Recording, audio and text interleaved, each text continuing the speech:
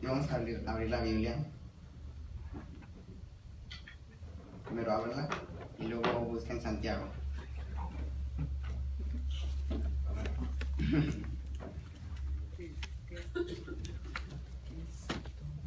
Y vamos a leer todos juntos del capítulo 18 al capítulo 25. Perdón, siempre me equivoco en eso. Vamos a leer el capítulo 1, versículo 18 al 25, lo siento. Si lo tienen, me voltean conmigo y me hacen una sonrisa. Qué bonito. Muy bien, versículo 18 al 25 lo leemos todos juntos. Dice, 1, 2, 3. Él, de su voluntad, nos hizo nacer por la palabra de verdad, para que seamos primicias de sus criaturas. Por esto, mis amados hermanos, todo hombre sea pronto para oír, tardo para hablar, tardo para irarse, porque la ira del hombre no obra en la justicia de Dios, por lo cual, desechando toda inmundicia y abundancia de malicia, recibid con mansedumbre la palabra implantada, la cual puede salvar vuestras almas. Pero sed hacedores de la palabra, y no tan solamente oidores, engañándoos a vosotros mismos. Porque si alguno es oidor de la palabra, pero no hacedor de ella, este es semejante al hombre que considera en un espejo su rostro natural, porque él se considera a sí mismo y se va, y luego olvida cómo era. Mas el que mira atentamente en la perfecta ley, la de la libertad, y persevera en ella, no siendo oidor olvidadizo, sino hacedor de la obra, este será bienaventurado en lo que hace. Amén. Esta porción comienza diciendo que Él, y versículos antes viene hablando del Padre de las luces, de quien toda dádiva, de quien todo don perfecto procede. El Padre de las luces, en su propósito, en su plan, en su voluntad, estaba que nosotros naciéramos. Si recordamos ese día en que una persona vino a Jesús de noche, un fariseo, y le dijo que cómo podía heredar el reino, cómo podía entrar en el cielo. Jesús le dijo que tenía que nacer de nuevo. Y entonces esa persona se sacó de onda, se friquió, como diríamos. Y no sabía ni siquiera qué era eso. Y Jesús se sorprende y le dice, ¿cómo tú, siendo maestro de la ley, no sabes qué es el nacer de nuevo? Y entonces en ese pasaje, en el versículo 18, yo veo que el Padre de las luces, Dios, quien creó las estrellas, el sol, fue quien por su voluntad y en su propósito nos hizo nacer de nuevo a través de su palabra de verdad, a través de ese evangelio precioso. Segunda de Corintios 5:15, muchos lo conocemos, y dice que de modo que si alguno está en Cristo, nueva criatura es, las cosas viejas pasaron y aquí todas son hechas nuevas. Ese nuevo nacimiento representa nuestra muerte a nuestra naturaleza pecaminosa, carnal, y que ahora nosotros vivimos para Dios, y hay muchos pasajes que hablan de ello. Ese cambio que nosotros se presenta instantáneo, en el cual nosotros dejamos de morimos al mundo, a los deseos del mundo, a los deseos de los ojos, de la carne y a la vanagloria de la vida, y nosotros vivimos ahora para Dios, y somos parte ahora con Dios, y el Espíritu Santo está en nosotros, y Jesús es el Espíritu Santo, entonces Jesús está en nosotros. Y este nuevo nacimiento, Gálatas también lo define como una nueva creación. Sabemos que Gálatas está hablando de algo de legalismo ahí, y Pablo dice, no la circuncisión ni la incircuncisión, sino una nueva creación en Dios. Y ahora somos hechos nuevos. Pero quiero que me acompañen a 1 de Pedro, porque hay mucha relación, ciertamente. 1 de Pedro, capítulo 1, versículo 23. 1 de Pedro, ahí estoy voladita, y lo voy a leer y me siguen con su vista. Dice, siendo renacidos, nuevamente habla de un nacimiento nuevo, no de simiente corruptible, sino de incorruptible, no de una semilla, no de una descendencia que sea corruptible, sino una que nunca va a terminar. Dice, por la palabra de Dios que vive y permanece para siempre. Nosotros somos renacidos, y no para morir en algún cierto tiempo, sino que somos renacidos por la palabra de Dios que vive y vive para siempre. Y luego dice ahí, porque Toda carne es como hierba y toda la gloria del hombre es como flor de la hierba, haciendo referencia a un pasaje, si no me equivoco, Isaías 48. Pero sécase la hierba, marchítase la flor, mas la palabra del Dios nuestro permanece para siempre. Y también vemos como Jesús dijo que el cielo y la tierra iban a pasar, pero su palabra nunca iba a pasar, su palabra es eterna. Por lo cual tenemos esa confianza de que ese nuevo nacimiento es eterno. Y ahora nosotros vivimos para Dios por siempre. Y si volvemos a Santiago nuevamente, capítulo 1, versículo 18, vemos que era propósito de Dios. Dios tenía en su mente el plan de que nosotros naciéramos de nuevo a través de la palabra de verdad para ser primicias de sus criaturas. ¿Por qué primicias de sus criaturas? La palabra primicia sabemos que se refiere a los primeros frutos. Bueno, Santiago solamente habla a los destinatarios, y sabiendo que en todo el mundo y en toda la historia muchas personas iban a ser renacidas, muchas personas iban a recibir la palabra e iban a vivir para Dios y dejar esa vieja naturaleza, iban a crucificar a ese viejo hombre y iban a caminar ahora como Cristo lo hizo. Él sabía que los destinatarios eran de los primeros que en la historia iban a recibir esa palabra de verdad y iban a ser renacidos. Por eso dice, ustedes son primicias, ustedes son de los primeritos, ustedes son de los primeros que están recibiendo esta bendición de nacer de nuevo.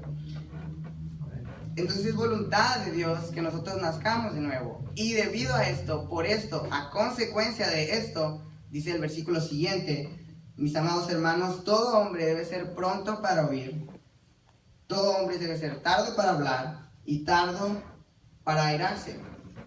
Pero esto es a consecuencia de que nosotros hemos nacido de nuevo, porque por nuestras propias fuerzas no podríamos hacer nada, si no es por medio de Dios. Entonces, debemos ser prontos para oír esa palabra de verdad que nos va a renacer. Debemos ser tardos para hablar y tardos para airarnos. ¿Por qué tardos para airarnos? Dice el siguiente versículo, que porque la ira del hombre no obra la justicia de Dios. Dice en otras versiones, la ira en el hombre no practica la justicia que es de Dios.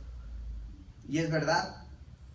Santiago lo decía porque en ese tiempo en el que se estaban viviendo, algunos judíos estaban atacando a algunas personas romanas y pensaban que ellos estaban haciendo justicia de Dios y pensaban que ellos estaban defendiendo a Dios. Pero Santiago les escribe, la ira del hombre no practica la justicia de Dios. Y más adelante vemos que Santiago les dice que es con paz, no con ira, que la justicia es llevada a cabo. Y después entramos en el versículo 21. ¿Y qué es lo que nos dice Dios ahí?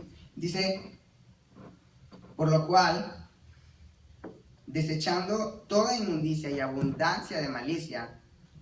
La palabra desechando quiere decir como cuando nosotros separamos la ropa limpia de la ropa sucia.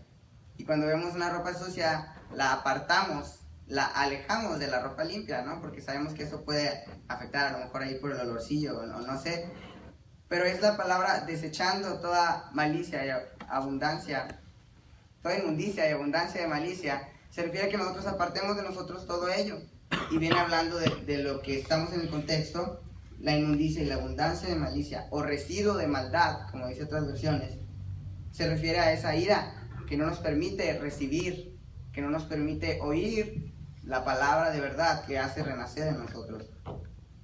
Entonces dice, nosotros tenemos que recibir con mansedumbre, desechando toda inmundicia y abundancia de malicia, recibir con mansedumbre, con humildad, la palabra implantada. Tenemos que recibir con humildad, con mansedumbre, esa palabra. Me recuerda a Filipenses. En algún momento compartí de Filipenses y recuerdo la definición que Pablo tenía por humildad en Filipenses. Porque Pablo dice, todos conocemos ese pasaje y hasta nos lo aprendimos en práctica ministerial. Y dice que haya pues en vosotros este mismo sentir que hubo en Cristo Jesús, el cual siendo en forma de Dios no estimó el ser igual a Dios, y ya sabemos todo lo que pasó, ¿verdad? De esa misma manera Pablo lo aplica a su vida y dice, por eso para mí todo es como pérdida, y yo a fin de conocer a Cristo lo tomo como basura. Esa humildad al recibir la palabra se refiere a conocer que no es por mis propios méritos, que no va a ser por algo que yo haga, que no va a ser por mis títulos, por lo que yo pueda hacer, si tengo alguna habilidad, si no tengo muchos defectos. No se trata de eso. Pablo podía haber tenido muchas cualidades, pero él dice, todo eso lo tomo por basura, a fin de tomar parte con Dios, por amor a Él, para tomar parte de sus padecimientos, de su resurrección. Y todo eso, Pablo en Filipenses capítulo 3, ya lo conocemos, y eso es a lo que se refiere recibir con humildad, no con orgullo, no con arrogancia, la palabra implantada, la palabra en nuestro ser, y esa palabra es la que es poderosa para salvar nuestras vidas, la cual puede salvar vuestras almas. Esa palabra en nuestro ser, esa palabra implantada, otras versiones dice, esa palabra ingerida, es la que es poderosa para salvarnos. El versículo 22 nos dice a qué se refiere con la palabra implantada. Y podemos ver también tal vez un problema que se estaba dando en ese contexto. Y en el versículo 22 dice, pero sed hacedores de la palabra y no tan solamente oidores, y ahí está el problema. La palabra que es poderosa para salvar nuestra alma es la palabra que es implantada. Por lo tanto, si yo solamente soy oidor y no hacedor de la palabra, esto equivale a que no es una palabra implantada. Tengo la palabra, pero no implantada, no ingerida, no en mí, no está llevando a cabo la acción que debería de llevar. No estoy cumpliendo el propósito de renacer, esa voluntad del Padre de las luces, de quien toda dádiva y don perfecto viene, no lo estoy cumpliendo. Pero sed hacedores de la palabra y no tan solamente oidores, engañándoos a vosotros mismos. Y aquí habla de un engaño. Y eso me llamó mucho la atención. Yo le decía que Dios hablaba a mi vida a través de este pasaje. Y no sé cuántas veces tú te has preguntado, Señor, ¿no estoy viviendo como en un engaño? ¿Mi vida no es algo falsa? ¿Qué pasa? ¿Por qué no siento como antes? Y sabemos que no es por sentimientos, ¿no? Pero a veces nos dejamos llevar mucho por eso que fluctúa en nosotros. Y en realidad estamos viviendo un engaño en nuestras vidas. Verdaderamente estamos teniendo la palabra implantada en nuestro corazón, que es ser hacedores y no solamente oidores. O estamos siendo engañados. Y encuentro estas dos cosas: la palabra implantada o un engaño, no hay otra. O estoy teniendo la palabra implantada, o estoy llevando a cabo la palabra que he escuchado, la palabra que he predicado, la palabra que he recibido, que tal vez desde niño estuve en contacto con ella, esa palabra poderosa para salvar mi vida, ¿la tengo implantada? O de otra manera, vivo en un engaño.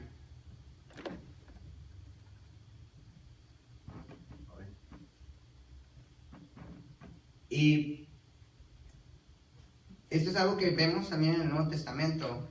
Algo que le sorprendía a las multitudes de Jesús es que él predicaba como alguien que tenía autoridad y no como los escribas. Los escribas conocían la ley, nosotros sabíamos que ellos la transcribían.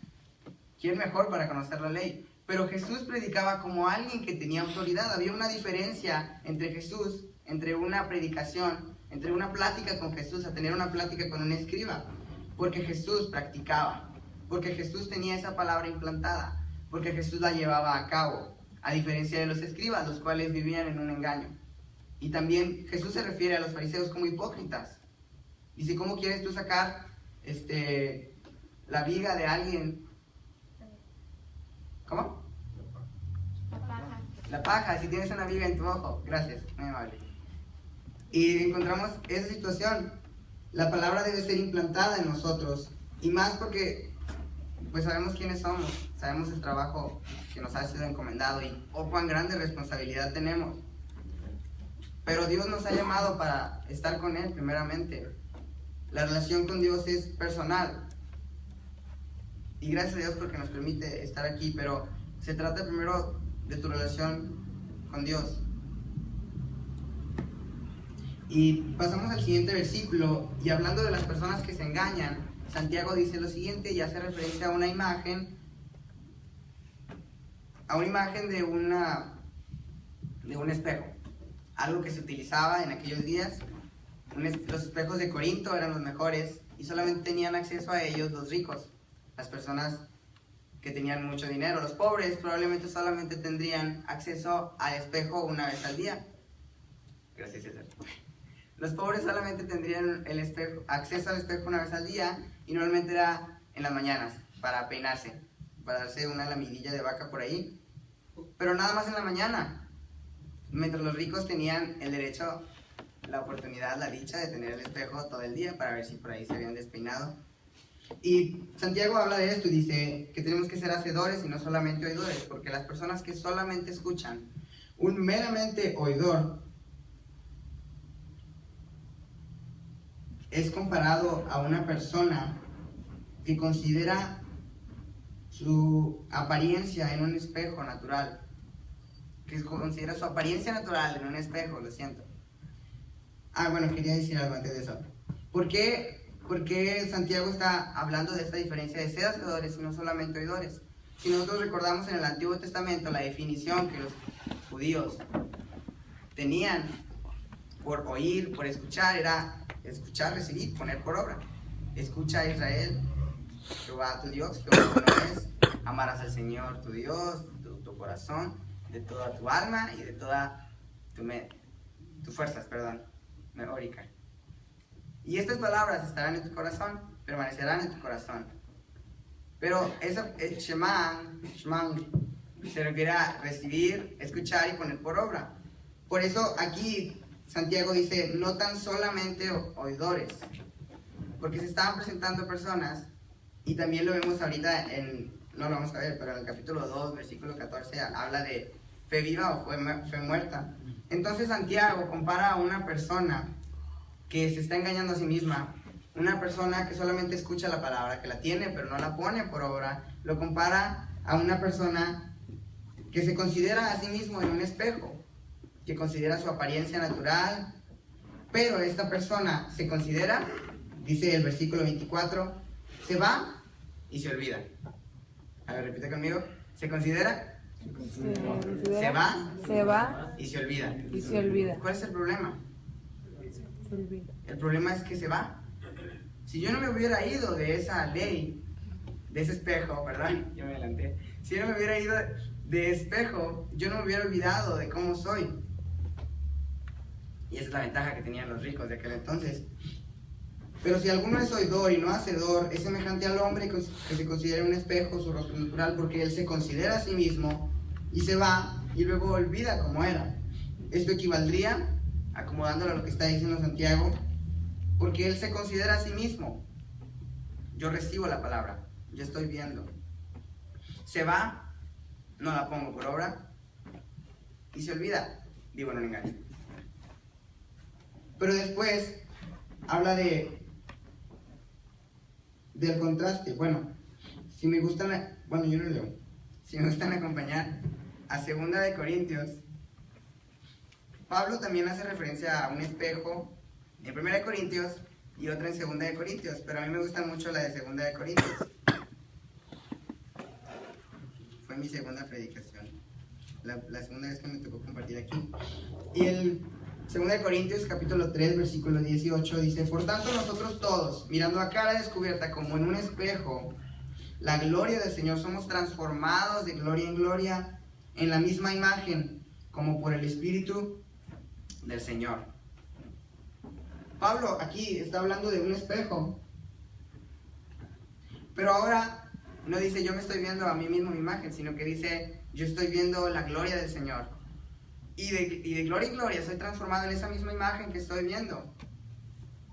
Y así es como sucede. La Biblia me muestra a Cristo y yo voy a la Biblia y yo puedo observar cuáles son mis carencias, qué es lo que me falta a mí para ser como Cristo. Y pues hay muchas cosas, ¿no? En las que tenemos que trabajar. Es que no hay que perder el tiempo. Entonces, volvemos a Santiago. Y el versículo 25, habla del contraste de la persona que es un meramente oidor. Y dice, mas el que mira atentamente en la perfecta ley, la de la libertad, y me llama la atención que el pasado del oidor solamente se consideraba a sí mismo, mas esta persona mira atentamente. Otras versiones dicen que se inclina. Cuando te inclinas a ver algo es porque como no le entiendo y me inclino para entenderle más o a enfocarle o no sé. Pero hay más atención y dice que mira fijamente en la perfecta ley, la ley que es la libertad. No es cualquier ley, sino es una ley que es una palabra que es de verdad, como lo vimos en el capítulo 18.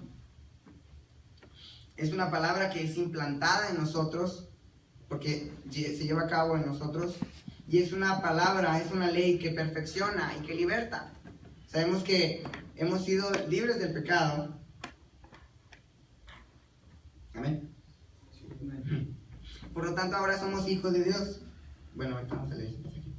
Pero el contraste es este, que habla de una persona que mira atentamente, fijamente, con atención, sin perder ningún detalle, en la perfecta ley, y no cualquier perfecta ley, sino la ley perfecta, que es la de la libertad. Y no se va, él persevera en ella.